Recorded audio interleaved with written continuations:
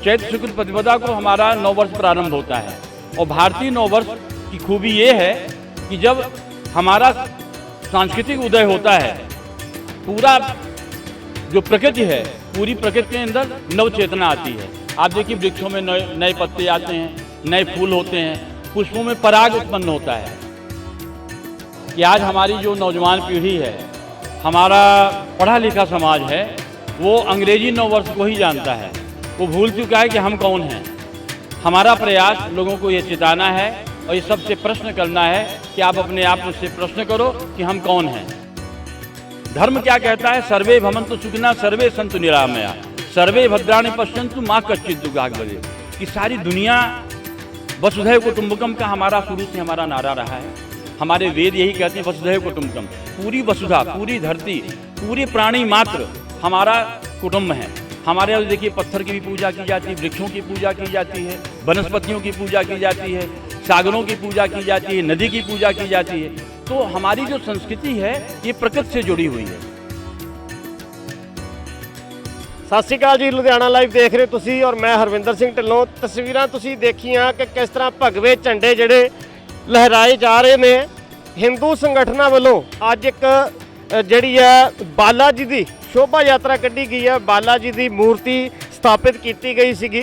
वो ਜਿਹੜੀ है रथ यात्रा एक तरह की वो कढ़ी गई है हिंदू संगठनों वालों।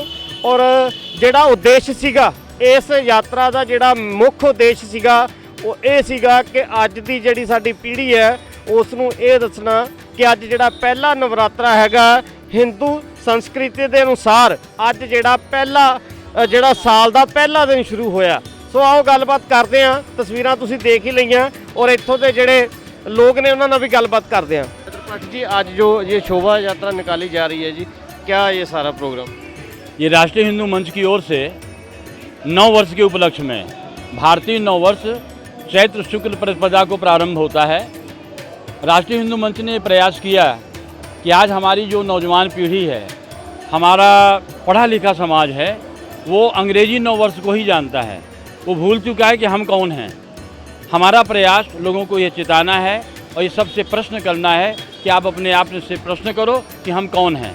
भारतीय संस्कृति के जो नववर्ष हैं, हजारों साल से हमारे यहाँ 3 युग बीत चुके, सतयुग, त्रेता, द्वापर और ये कलयुग। कलयुग में भी 5000 वर्ष से ज़्यादा हो चुका है, जिसमें से 2080 वर्ष पूर्व महाराज विक्रमादित्य ने उज्जैन में ये कालखंड शुरू किया था, ये गणना नई शुरू की थी। और चैत्र शुक्ल प्रतिपदा को ही उनका राज्याभिषेक हुआ था। चैत्र शुक्ल प्रतिपदा को हमारा नववर्ष प्रारंभ होता है।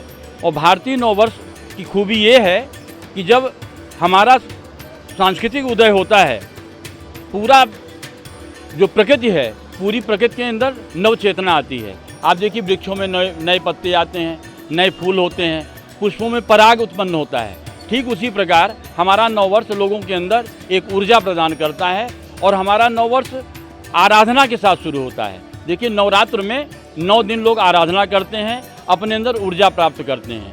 हम पाश्चात्य नववर्षों के विषय में, पाश्चात्य संस्कृति के पीछे भागकर हमारी नौजवान पीढ़ी पथभ्रष्ट हो रही है।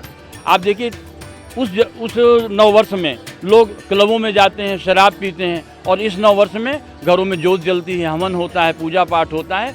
तो हमारा एक ही संदेश है कि हम जनमानस तक ये पहुँचाएँ, अपने आने वाली पीढ़ी में पहुँचाएँ कि अपनी संस्कृति को पहचानो और उसके ऊपर चलो। ये जो उपराला किया गया है, इसमें कौन कौन सी हिंदू जो संगठन है जिनकी तरफ से ये सारा कुछ किया गया? ये जितने भी सामाजिक संस्थाएं, धार्मिक संस्थाएं हैं, और इसमें जितने भी लोग जो अपने आप को भारतीय समझते हैं, जो भारतीय संस्कृति के पुरोधा हैं, जो भारतीय संस्कृति का अनुकरण करते हैं, वो सभी लोग इसमें सहयोगी हैं। अध्यक्षता तो किसी न किसी ने की होगी ना? किसी की अध्यक्षता नहीं, यहाँ आम जनमानस की अध्यक्षता है। हमारी अध्यक्षता महाराज बालाजी महाराज कर रहे हैं, भगवान राम कर रहे हैं, भगवती दुर्गा कर रही हैं। ठीक है जी। तो जो हमारा आज का यूथ है उसको काफ़ी जो प्रेरणा की ज़रूरत है। कहीं ना कहीं आजकल इंटरनेट का जो समय है, ठीक है जी, तो ये सारा कुछ जो वेस्टर्न कल्चर को हमारा यूथ जो ज़्यादा प्रमोट करता है, अपनी संस्कृति से दूर होता जा रहा है, तो उसके लिए क्या कहेंगे?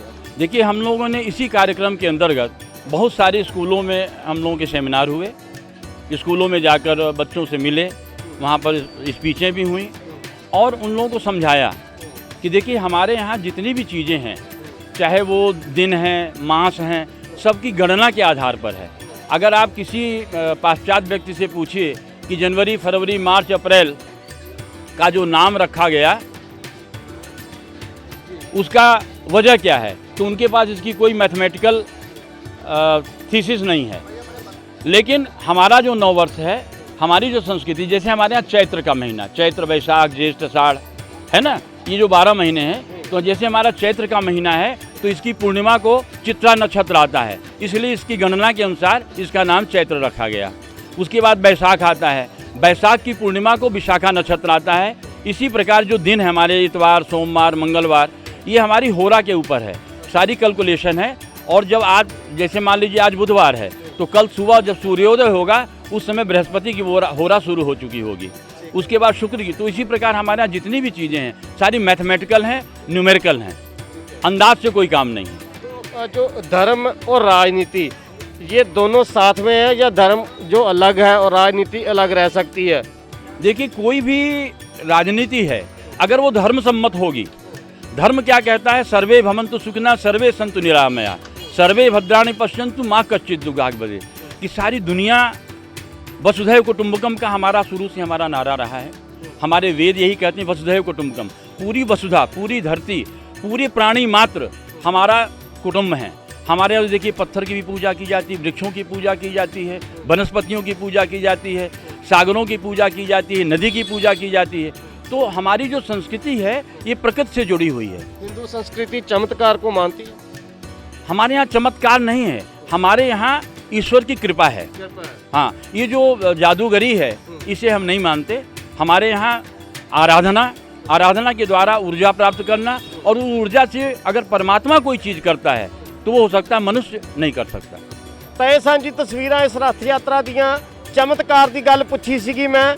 ਜਿਹੜੇ ਇਸ ਧਰਮ ਦੇ ਗਿਆਨੀ ਦੇ ਲੋਕ ਨੇ ਤਾਂ ਉਹਨਾਂ ਨੇ ਕਿਹਾ ਕਿ ਹਿੰਦੂ ਸੰਸਕ੍ਰਿਤੀ ਦੇ ਵਿੱਚ ਚਮਤਕਾਰ ਨਾਮ ਦੀ ਕੋਈ ਚੀਜ਼ ਨਹੀਂ। ਹਾਂ, ਕਿਰਪਾ ਉਹਨਾਂ ਨੇ ਜ਼ਰੂਰ ਕਿਹਾ। ਉਹਨਾਂ ਨੇ ਕਿਹਾ ਕਿ ਜਿਹੜੀ ਹੈ ਇੱਕ ਸਾਰਥਿਕ ਊਰਜਾ ਜ਼ਰੂਰ ਮਿਲਦੀ ਹੈ ਪ੍ਰਭੂ ਦੇ ਨਾਲ ਜੁੜਨ ਦੇ ਨਾਲ, ਔਰ ਉਸ ਊਰਜਾ ਦੇ ਜ਼ਰੀਏ ਜਿਹੜੇ ਕੰਮ ਕੀਤੇ ਜਾਂਦੇ ਹੈਗੇ ਨੇ। ਤਾਂ ਸਾਰੀ ਗੱਲਬਾਤ ਤੁਹਾਡੇ ਨਾਲ ਅਸੀਂ ਸਾਂਝੀ ਕੀਤੀ ਹੈ। ਨਵੇਂ ਅਪਡੇਟ ਨਾਲ ਫਿਰ ਦੁਬਾਰਾ ਤੁਹਾਨੂੰ ਮਿਲਾਂਗਾ ਜੀ। ਕੈਮਰਾ ਪਰਸਨ ਸੇਵਾ ਸਿੰਘ ਜੀ ਨਾਲ ਹਰਵਿੰਦਰ ਸਿੰਘ ਢਿੱਲੋਂ, ਲੁਧਿਆਣਾ ਲਾਈਵ।